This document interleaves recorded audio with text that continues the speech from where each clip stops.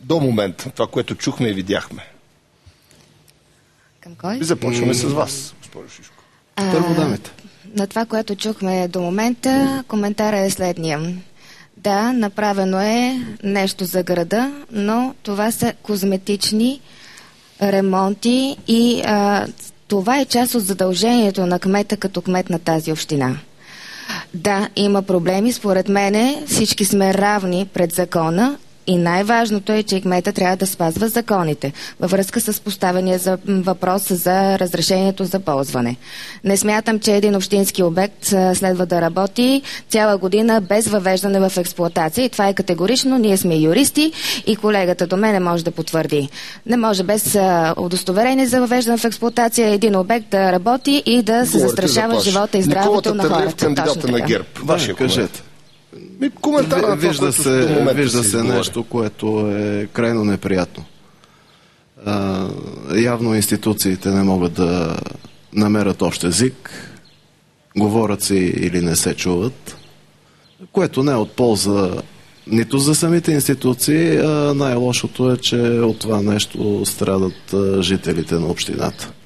Има и други неща, които не ми харесват. Едно ще ви кажа. Проведе се референдум за здравен център. Дали да има такъв, дали да няма, дали общината да бъде собственик и да стане да получи кредит, с който да реновира сгради, да включи плажа. Референдума така и така не мина. Аз разбирам, че кметът е прегърнал тази идея, защото имаме минерална вода, имаме дадености и курортни условия. Как се убедихме всички тук? И тези условия са повече от 2000 години на територията на Кюстендил. Какво е лошото? Лошото е друго, че при презентирането на този проект в обектите, включени за него, плажа беше част от него. И в един хубав момент, един ден след приключване на референдума, плажа беше обявен за такъв, който може да се продаде и да бъде сделка. Ако това беше идеята и любовта на този проект, защо на следващия ден част от идеята става обратното? Кмете, вашия коментар. Референдум едно решил, пък на другия ден обратното. Първо, плажа не е в основата на този проект, а съвсем други три различни обекта. Говорим за хотел, спорт, палас, ниското тяло на партийния дом и става второ основно.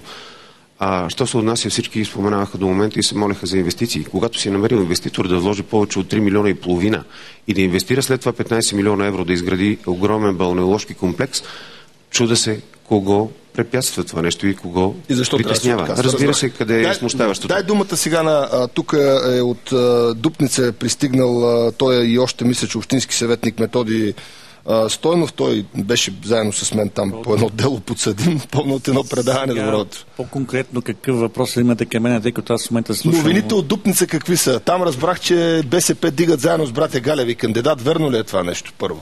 Не, то официално не го издигат братя Галеви, но реално погледно те работят отдавна с тях.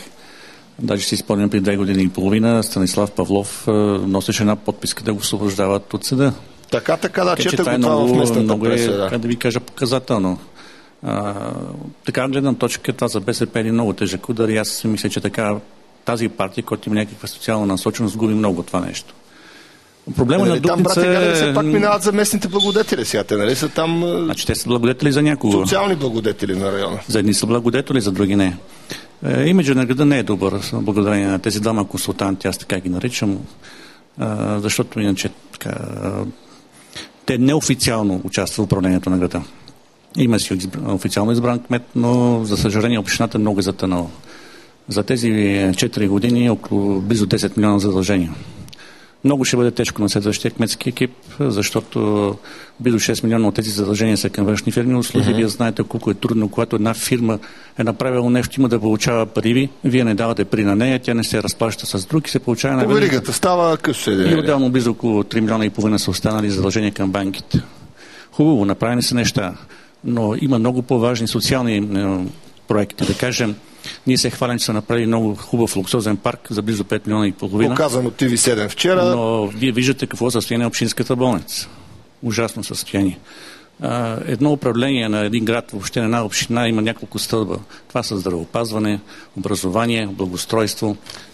И когато вие изоставяте едно от тези стълбове на управлението на града, съответно града страда. При нас също има големи проблеми с безработицата. Около 4000 са официално безработните хора в град Дупница. Неофициално са поне още 2000 души. Така че състоянието на безработицата, както горе-долу и в Кюстендил. Проблема при нашия град е, че имаме едни консултанти, освен другите проблеми, които са на града, които влияят негативно. Един сериозен инвеститор никой няма да дойде в такъв град. Разбрах ви. Продължаваме да си им тази тема. Само на колегата от Перник, той беше преди известно време в гореща точка. Какво стана с казуса Кунева? Нали трябваше да сезирате? Госпожа Кунева продължава да бъде неизбираема за президент на републиката. Вие твърдите, че тя не може да се кандидатира, понеже няма гражданство. Внимание на екипа и да отстрани този проблем. Какво стана обаче след това предаване? Има ли развитие? Значи след това предаване за момент екипа на госпожа Кунева утихна, може би са го обсъждали, не знам какво са правили, но са решили да не реагират по темата. А вие продължавате ли да искате някой да се произнесе по това? Значи аз съм се произнесъл най-добронамерено. Казах тогава, че съм много добронамерен. Има ли някаква инстанция да не стане така, че да това изберем е Конституционният съд, който трябва да се произнесе корективно, защото това правило, никой не го е сезирал. Мислех, че ще го направи госпожа Кунева. Тя има механизми да го направи. Ясно. Но тя сега и предстои да обяснява под път и над път, че избираем. Аз обаче, ако ми позволите една секунда да обобщя, защото се явявам нещо като наблюдател отстрани, защото темата е местните власти и държавната власт. Като наблюдавам кмета на Кюстендил и кмета на Перник, стигам до следния извод. Общините в България имат шанса да имат за министър-председател бивш кмет, който беше принуден да работи в много отровна среда. И се държи много приятелски с общините. С различните като цветове кметове, защото кмета на Кюстендил е от СДС, на Перник от БСП. Точно така. Точно така. А пък виждам, че пернишката кметица, противно на позицията на своята партия, не твърди, че асфалта не се яде. Тя е намерила път до сърцето на Бойко Борисов. Намерила някаква романтична история. Пътя не е към сърцето му, пътя е към... джоба му. Да. То така е в живота. На вашия въпрос от Тери Прачет, най-важния, къде са парите? Господин Борисов го каза онзи ден в квартал Калкас в Перник. Парите са в Брюксел. Дадохте 200 хиляди, получихте 30 милиона. Това е истината. Това трябва да разберат и хората на Кюстендил. Най-важното тук е да се усвояват европейски средства, защото България не може да бъде нетен донор. Най-бедната страна в Европейския съюз, България, не може да бъде държавата, която субсидира гръцката и германската икономика. Карина, имат ли нещо там хората да обобщат, защото трябва да се ориентираме към края на гореща точка? Само добавя, че няма проекти, това, което казвате тук-що. Как да няма, нали за 40 милиона проекти имало тук, от които 30 милиона не разплатени? Питам колко проекта са одобрени и какво е направено до момента. Да завършим за възстановяването на Римската стена, проекта ни пак е отхвърлен. Аз ви казах, че имаме 7 проекта нефинансиране за 30 милиона. Но са одобрени, така ли? Одобрени са и нефинансирани, разбира се. Изборете имената на тези министри в национален ефир. В регионално министерство са абсолютно всички програми. Те са оперативна програма на МРРБ. Изброих обектите, които са картинната галерия, театъра, пътя между Дворище и Шишковци, 7-те училища, които са и градската инфраструктура, проектите за градска среда.